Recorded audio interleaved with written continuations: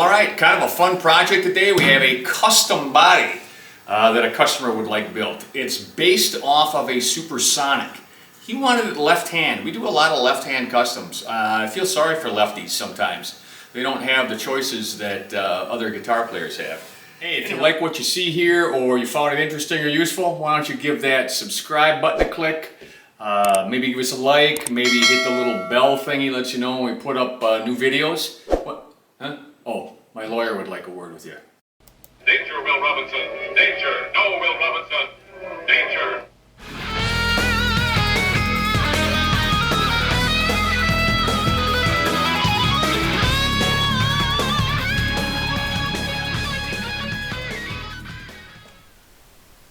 Okay, we have yet another custom job.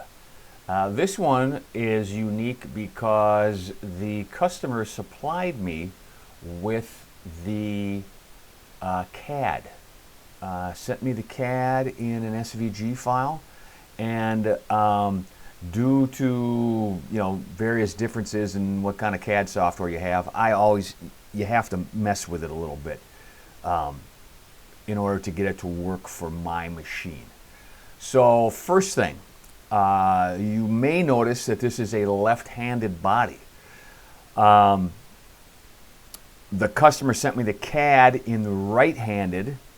So how do you do left-handed? Well, you come over here to the mirror image, okay, and you mirror image it. That will give you a left-hand body. It's literally one click. Well, a couple of clicks, you got to tell it a couple of things, but basically you mirror image it, okay. And then of course I moved it to where I always machine my bodies, where the center line of the back is 0. Now you'll notice this one is kind of like a Jazz Master, where the rearmost part of the body is not on center line. That doesn't matter. I still place it right there, okay. And the customer gave me some specs with this one. I do not like using customer supplied CAD because literally I have to spend more time making the CAD that they supply work for my software. It's always just some stuff like that. Okay, so anyhow, let's get after it. This should be 1.75. It is. Okay, customer wanted 1.75 thick, standard thickness of the body. So let's get into it. I also had to resize this. Let me show you here. This came with the CAD right here, and when I got it, this box, it says it's 3 inches by 1 inch. This box was, I think, 2.49. So I had to select everything and then use the size tool until that box was the correct size, so that I knew that the body was going to be rendered in the correct size or made in the correct size. So I just get rid of this. I don't show it because I'm not machining it and just get in my way. But that's one of the many things I had to do to get this thing working. The other thing, look here, I had to close this off. This was just connected all through here. And since this circle for the switch is a different depth than this pocket, I had to make them separate items. This is a line that just shows where the forearm cut will be. I'm not going to machine that. When I put in the forearm cut, I'll eyeball it, and it'll be very, very close, but I'll eyeball it. Tremolo. This one will have a tremolo, so what we'll have to do is we'll cut this, and then we'll flip it over, and then we'll cut the spring cavity on the other side. All right, let's get started. Just for me, I will normally do the pickup pockets first, and you can see this is a closed vector because I closed it off right there.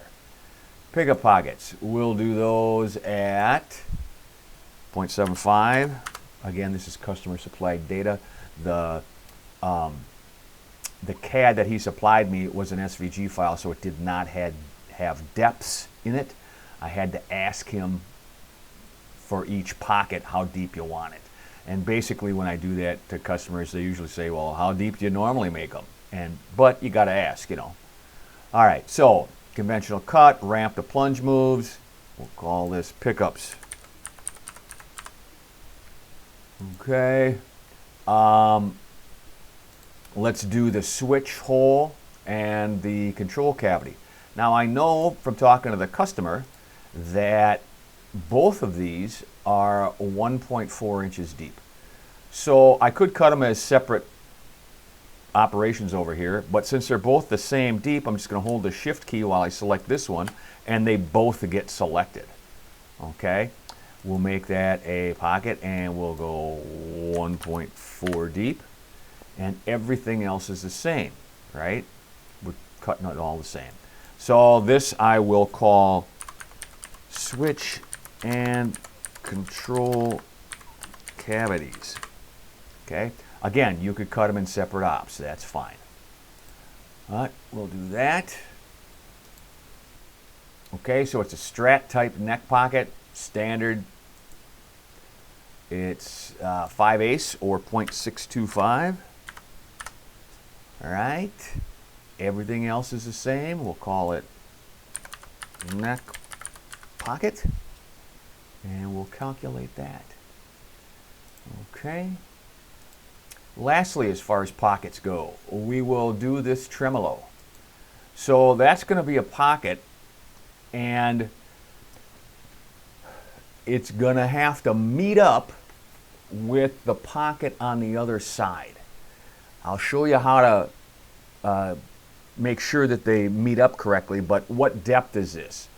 The pocket on the other side is a little bit deeper. It basically goes like out here, so that the tremolo block, when you depress the tremolo arm, has a place to go. It's a clearance cut that does not go all the way through.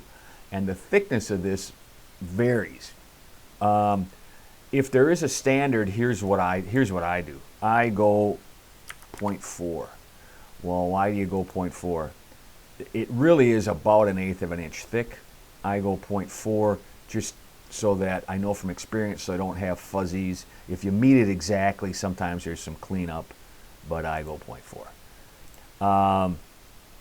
And everything else is the same. It's just going to cut a pocket to this size, 0.4 deep. And I call this tremolo. Okay. There you have it. And now we'll do the body here. So the outer contour. So the outer contour of this body is a profile. It's not a pocket. Don't make that mistake. It's a 1.75 thick, so that's perfect. Okay, and again, we're not going to add tabs, just so I can show you the 3D model at the end. I'll come back in here when I'm ready to make this and put in tabs, but for right now, we're not going to put them in. We will do the ramps, though. We'll start the ramps right about here, and they just go around. It makes it a little easier to cut, also leaves less of a cleanup that you have to do on the belt, the drum sander. So, and we'll call this outer profile.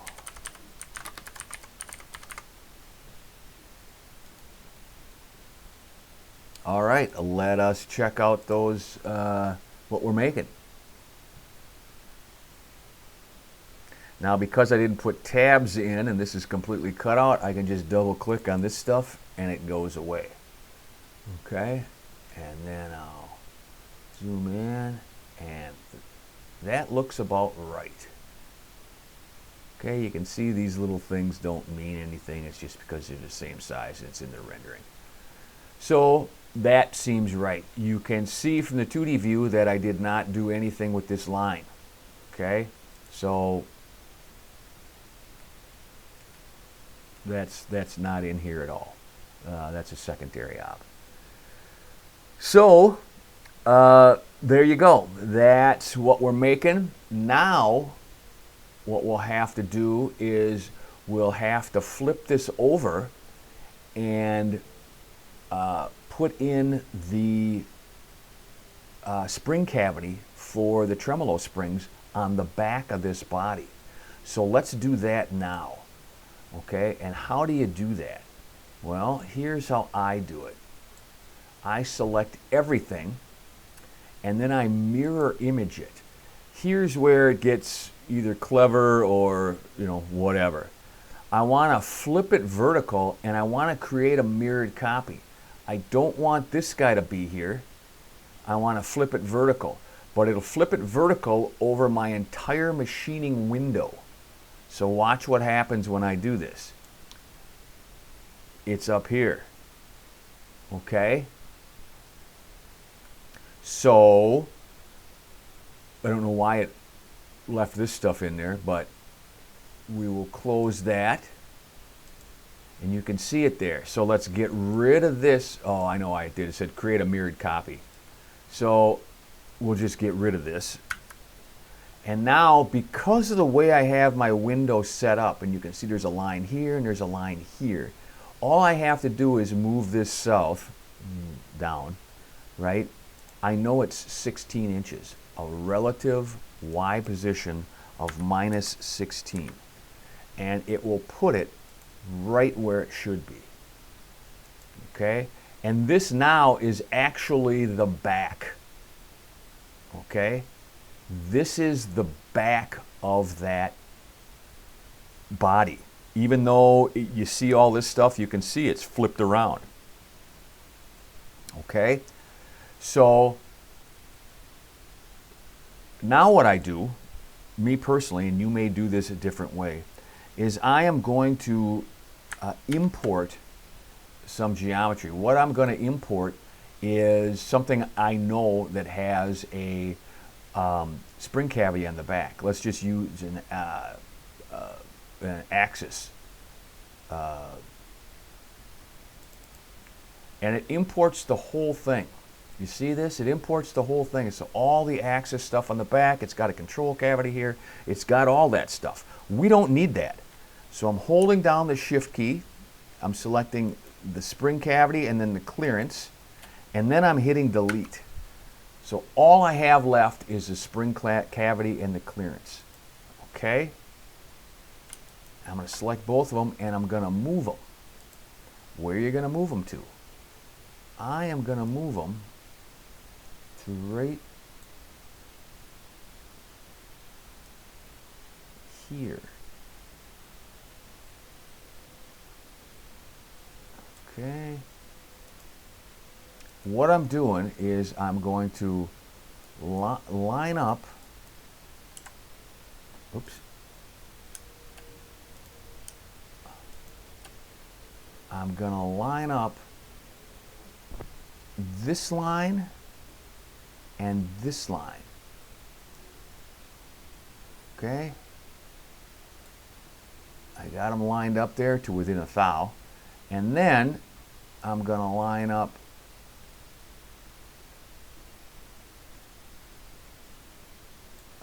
I always cut this cavity just a skosh bigger, but you can see this is the clearance behind there. Now, this is one of the problems that you get with customer supplied CAD. You'll notice the center line here is not really the center. The center line of where I'm machining it is not really the center line of the part. On all the guitars that the guitar bodies that I do, okay, the center line is the center line of the part. Again, it's not here. I don't know why he does that, but that's the CAD that I was given. All right, so here it is. All right, so there it is. You can see this is not the center line. It's funny here. It's this wiring channel is not centered. Okay. So there you go. All right. So now we have to cut this stuff. Okay. So we are going to, I'm going to go over here and I'm going to delete what? I'm going to delete all of it. Okay. And then I'm going to cut these two pockets. I'm going to take this one here. That's going to be a pocket. And I make mine the standards, I think standard is 700. I make mine 750. Just like I do everything. Ramp to plunge moves. We'll call this spring cavity. We'll calculate that. We'll reset this preview. Okay. And then I want to do this through here. Okay. Now, as you recall, I made the top one 400 thousandths thick. So that leaves 1.35 inches from the surface down to that. And I want to overcut that a little bit. Right? I want to leave about 150 thousandths thickness left. So the 1.75, the thickness of the body, minus 0.15, 1.6. That will leave me 0.15 thickness for this little overlap right here. And that's about what I want. Okay, and we'll call this tremolo through. That's just so I know what it is. Okay, calculate. Now we'll reset the preview. We'll preview all the parts. And that looks correct there. Okay, that's going to cut that. A couple of things. How do I know how to line this up when I flip this over? I didn't leave any dowel pin holes or any way to align it. Well, when I machine it, I have the cuts in my table, and I will mark those when it's down, and then simply line them back up. So I'll know where the center line is, and I'll know where the rear of the body is, and that will allow me to cut this in the right spot. So let's go cut that. All right, here we are out in the shop, and I have loaded up the G-code into my computer, and we'll run around the CNC. All right, the proper size blank is clamped down onto the table, and if you are a regular of this channel, one, thank you, and two, you'll know that my zero is back here, and that I use a 6mm bit, and I run her at about 18.5 thousand RPM.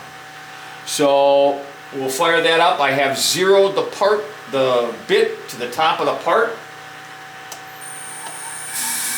Hit the run on my spindle. And this particular time I have my dust boot on just because it'll run through the cycle, and I'll speed it up in the video so you don't have to sit and watch it for 16 minutes, which is the run time. So here we go.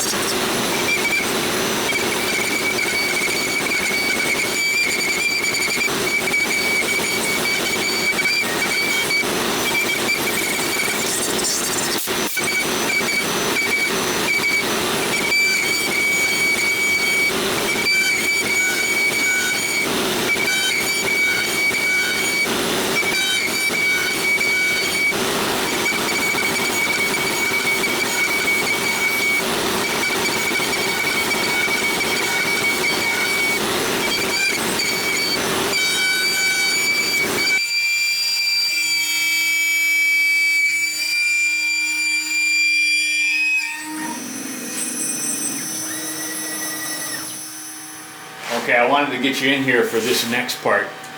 Since we have to flip this over to get the spring cavity in the back, we have to reference it somehow. We have to set it back in the proper position. How do I do that? Well, I have marks here engraved into my spoil board where the center of the part is. So if I just put a straight edge across here and line it up carefully with those marks, I can mark right here is the center line, and right here is the center line. Okay? And now, when I take it out of here and flip it over, I can just put these two center lines back on the center line of the spoil board, and I know it'll be in the right spot. Let me show you what I'm talking about here. Okay, so here's that mark, and I'm going to put that mark right on the center line. And I'm going to have the body, the rear of the body, right on the rear here. And then I'm going to do the same on the front. I'm going to put that on the center line too. Okay, so now I know that this body is lined up the way that I have it in the program. That the center lines of the body is on the center line of the spoil board, and that the very rear point of the body is on this line right here. So let's clamp her down.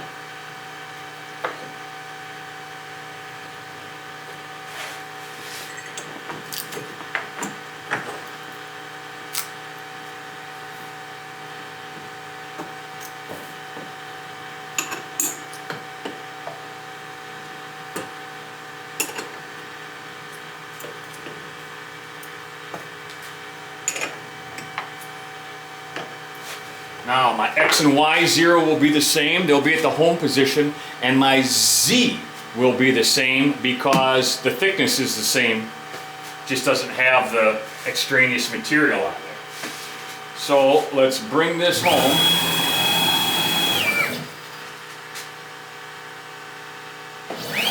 So I move that.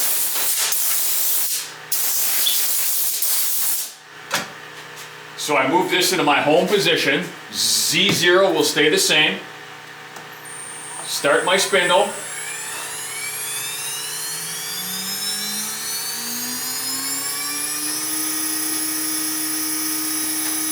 Load up the rear program. So it's just going to cut the through hole and then the spring cavity. Alright? And then get that started.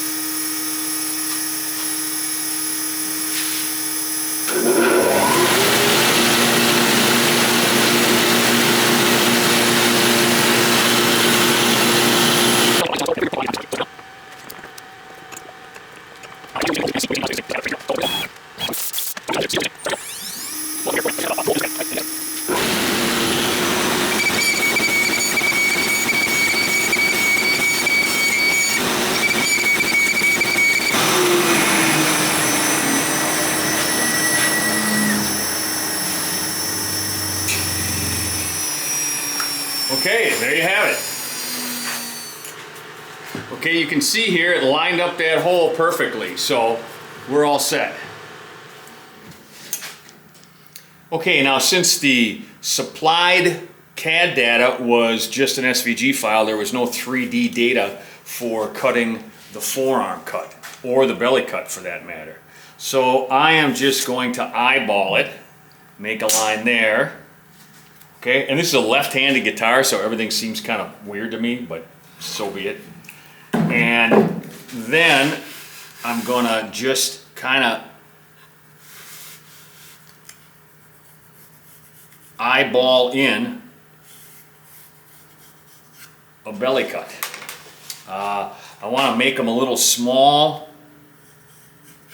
to begin with, because if the customer's unhappy, it's easier to make them bigger. It's easier to remove some more material than it is to put some back in. So that's what I'm going to do.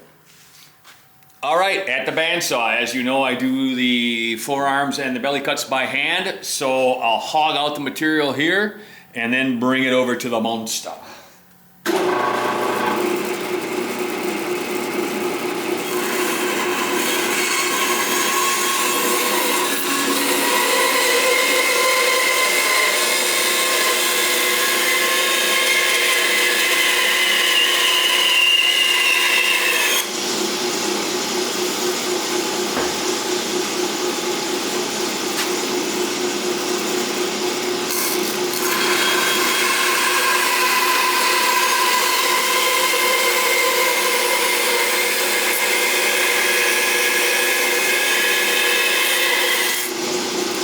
Okay, just a little bit. I don't have to get it all the way to the line.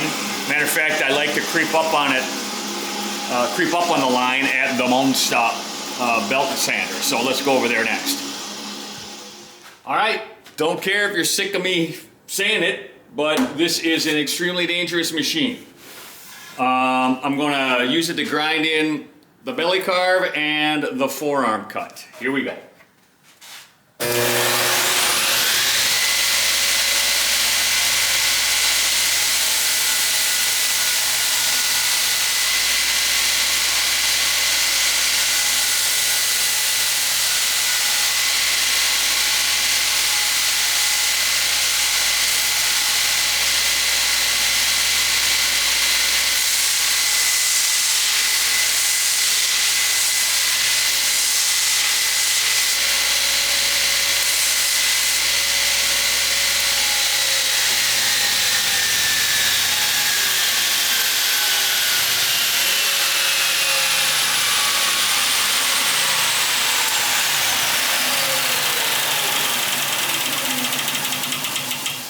All right, that's real time. That's all the longer it takes me. Now, that machine's pretty rough, so I'm still gonna go over it with a orbital sander, but the contours themselves are in there. I have to drill one hole. I have to drill a hole from this cavity, the pickup cavity, into the control cavity, but the customer states that the input jack is mounted through the pick guard, so I don't have to drill this edge hole. So I just have a very long drill bit, and I'll come in at an angle here, and I got to be careful not to hit it right here. I can put a big ding in there if I'm not careful, so I'll just angle this drill bit in, and there you go.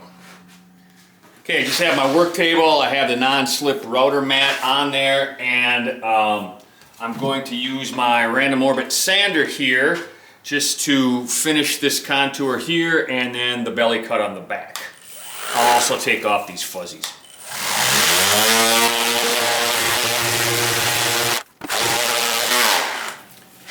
That's all there is to it. That's how I get a true 3D contour. This is, it's not at an angle, it's at a radius. All right, now as long as I'm here at the bench, what I'm gonna do is round over the edges, both top and bottom, with a 3/16 round over bit. That's what the customer wanted. Here we go.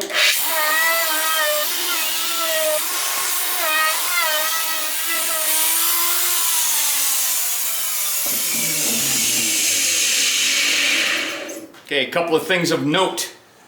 I just kind of hand blend this right here and right here because you don't want to go up onto here, otherwise it'll undercut your neck plate. Also, like right here, this gets blended in by itself right into the body, into the belly cut right here. And same thing right here. So it kind of takes care of itself. What I'm going to do is a bunch more hand finish sanding on this thing. And then I'm going to measure the neck pocket. And then it'll be ready to be chipped. All right, as you may know by now, hopefully, if you're watching the channel, we measure every neck pocket, every single one. 99.9% of the time they're within tolerance, but we want to be absolutely sure when we ship it. So 2 3/16 is the number you're looking for, but there's obviously a tolerance to that. That's 2.187.